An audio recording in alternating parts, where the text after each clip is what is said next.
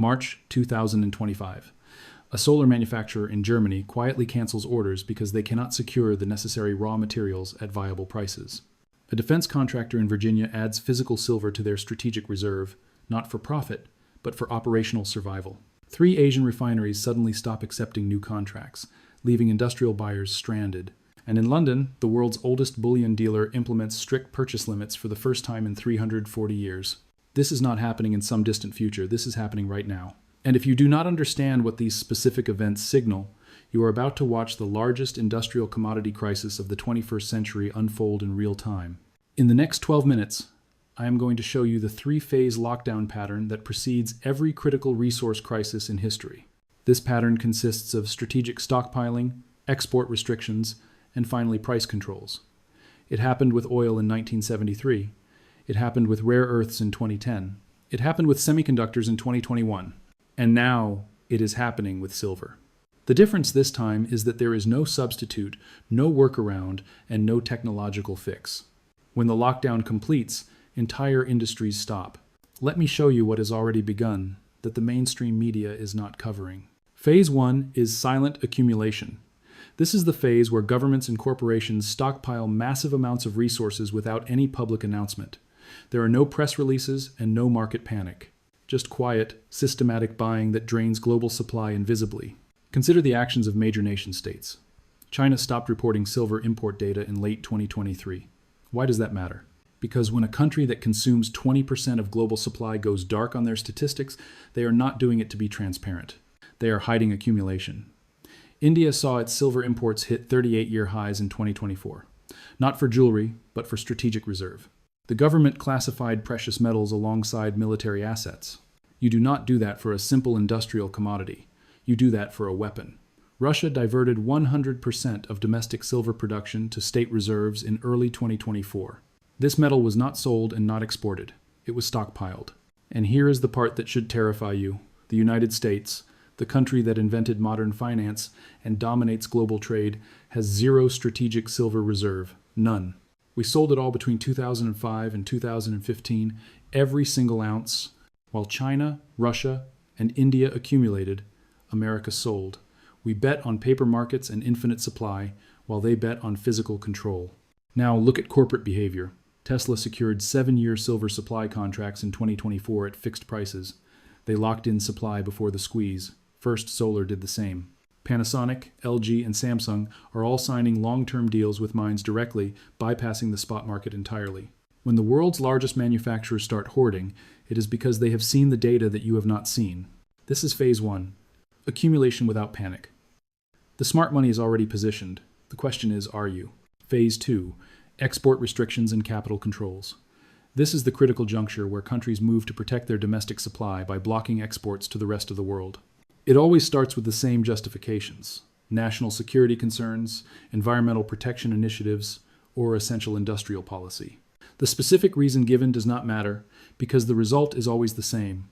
Supply gets fragmented, global markets break down, and prices dislocate violently. Let me show you exactly how this plays out historically. Take Indonesia, for example. The world's 4th largest tin producer banned tin exports in 2013. Not forever, just until prices stabilized. But the translation of that policy was clear. Until we have secured domestic supply and our strategic partners are positioned, tin prices doubled almost immediately.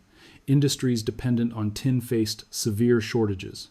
The ban lasted months, but the psychological shift was permanent. Countries learned they could weaponize resource control effectively. Then, look at the rare earth crisis of 2010. China controlled 97% of global supply at the time.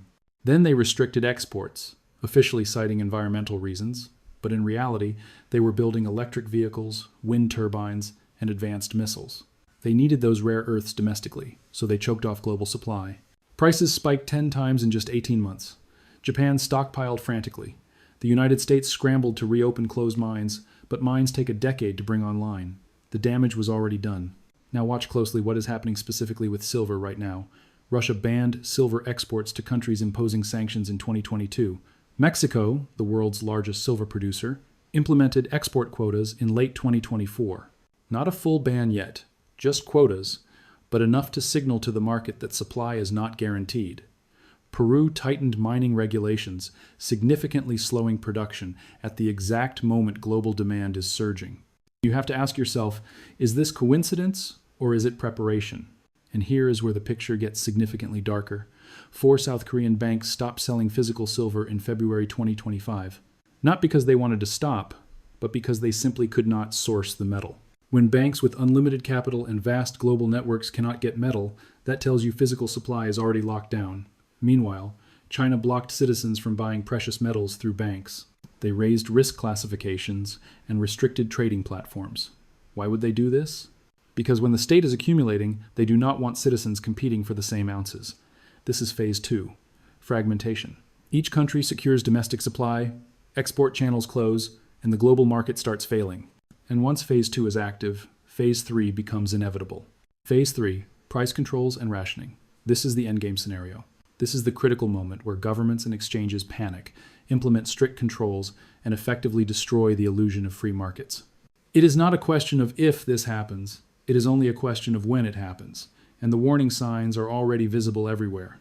Let me take you back to 1971 when President Nixon closed the gold window. Foreign governments were continuously demanding gold in exchange for their paper dollars, but America simply did not have enough gold to meet the obligations. So, Nixon ended convertibility entirely. The price of gold, which was previously fixed at $35, went to $850 by 1980. That is not just a price increase. That is a total price dislocation. The paper system broke completely, and the physical reality diverged significantly, and the people holding physical gold won. Consider the Hunt brothers in 1980. They accumulated 200 million ounces of silver, and they did the one thing you are not supposed to do. They demanded physical delivery. The vaults began to drain rapidly. COMEX panicked, so they changed the rules in the middle of the game. No more long positions were allowed, margin requirements skyrocketed, trading halts were implemented. The Hunt brothers were financially destroyed. But here is the part that matters. The people holding physical metal, not futures contracts, not leverage, just metal in their possession, they came out fine. Silver crashed from $40 to $10 on the paper markets, but physical holders, who bought at $6, still made massive returns. The lesson here is profound. When the system is threatened, they change the rules, but they cannot confiscate what they do not control. Look at palladium in 2001. Russia delayed shipments and physical supply vanished. Futures traders demanded delivery, but there was no metal. The price went parabolic, hitting $1,000 an ounce. Traders holding paper contracts got cash settled against their will. The exchange forced them to take dollars instead of the metal they contracted for. Those dollars bought far less palladium than their contracts promised. Physical holders made fortunes while paper holders learned an expensive lesson about counterparty risk. Now look at what is building with silver. COMEX registered inventories are down from 100 million ounces in 2020 to under 40 million today. That is a 60% drain.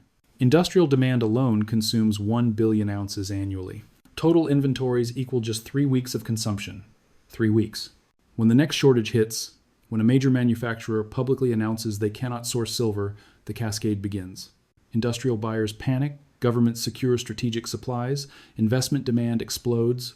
In the paper market, where 100 ounces of paper trade for every 1 ounce of physical, that market collapses. Here is what phase 3 looks like when it fully activates. Trading halts become routine. COMEX suspends silver delivery. SLV, the largest silver ETF, announces cash settlement due to physical unavailability. Your shares do not give you silver, they give you dollars. And those dollars are worth far less silver than when you bought. Governments implement price controls, not to help you, but to manage panic. They cap prices artificially, creating black markets where physical trades at multiples of official prices. Rationing begins. Industrial users get priority, defense contractors, solar manufacturers, electronics firms, retail buyers, good luck. Dealers sold out, mints with 2-year backlogs, premiums at $100 over spot, because spot no longer reflects reality. This is not fear-mongering, this is pattern recognition. And the pattern is screaming. Why is silver different this time? Every resource crisis has an escape hatch. With oil, the Saudis can pump more. With rare earths, other countries develop deposits. With semiconductors, new fabs got built. But with silver, there is no escape hatch. Let me show you why silver supply is structurally capped. 70% is a byproduct of zinc, copper, and lead mining. You cannot just mine more silver. You mine base metals and hope silver comes with it. Base metal prices are weak, miners are not investing. New mines take 10 years minimum. We do not have 10 years. The deficit is now. Recycling will not save us. Silver recovery rates from electronics are under 20%. Too small per device. Too expensive to extract. And solar panels? They lock silver away for 25 years. That is not recycling, that is removal from supply. Substitution does not exist. Copper oxidizes. Aluminum cannot match conductivity. You cannot engineer around the periodic table. Every solar panel manufacturer has tried. They have all failed. Silver paste remains the only solution at scale. And here is the kicker. Demand is mandated by law. The European Union, China, and the United States have committed trillions to the energy transition. Solar installations must double by 2030 to meet climate targets. That is not market-driven, that is policy. And policy does not care if silver is $30, $60, or $150 an ounce. The mandates remain, which means demand is non-negotiable while supply is exhausted. Look at the oil crisis of 1973. The solution was that the Saudis pumped more and the North Sea came online. Demand moderated and the crisis ended. Compare that to the silver crisis of 2025. There is no Saudi Arabia of silver. There is no massive deposit waiting to be developed. There is no demand moderation because industries legally cannot stop buying. This is the first resource crisis in modern history with no structural solution, only price adjustment. And that adjustment will be violent. What this means for you practically is not a call to panic, but rather an urgent directive to recognize the reality unfolding before your eyes. The lockdown has already begun. Phase 1 is complete as countries and corporations have finished their initial stockpiling. Phase 2 is currently active with export restrictions spreading and global supply chains fragmenting. Phase 3 is fast approaching and the paper market is living on borrowed time. Here is what you absolutely need to understand about the endgame. When Phase 3 fully activates, the price of silver will not matter because availability will become the only metric that counts. You will not be able to find silver at any price. Dealers will be sold out entirely, mints will have year-long wait lists, banks will stop selling metal completely, and you will be left standing there holding depreciating currency, unable to convert it into the one asset that is holding its value. The window to act is right now, not next month, and certainly not when the mainstream headlines finally confirm what I am telling you today. By the time it hits the news, premiums will be $50 over spot price, and physical metal will be effectively unavailable. The crowd will panic, and you will find yourself competing with millions of people who just woke up to the crisis. Physical silver in your immediate possession is the only hedge. Not in an ETF, not in a paper certificate, not in a vault belonging to someone else, but in your hand. This is the only position where no counterparty can fail, where no government can restrict your access, and where no exchange can cash settle your position against your will. That is the only position that survives the chaos of Phase 3. This is not investment advice, this is pure pattern recognition.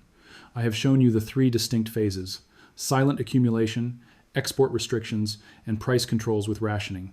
I have shown you the historical precedents, including oil, rare earths, palladium, and gold. And I have shown you exactly why silver is different this time. There is no substitute, there is no new supply, and there is no escape hatch. The lockdown has begun. Countries are frantically securing supply, corporations are hoarding inventory, and the average person has absolutely no idea what is coming. Do not be average, and do not wait for external confirmation. By the time everyone sees it, it will be too late. Go verify this information yourself. Check the COMEX inventory data, review the export statistics, read the corporate supply chain disclosures. It is all public, and it is all documented. When you see the pattern clearly, when you see Phase 2 accelerating and Phase 3 approaching, you will understand that this is not hype.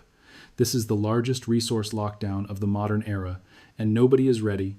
Subscribe to the channel and turn on notifications because what comes next will determine who prepared and who did not. The people who see the pattern early do not just survive, they thrive. The clock is ticking and the lockdown has begun. The only question remaining is, will you act before the window closes? Do not be everyone else.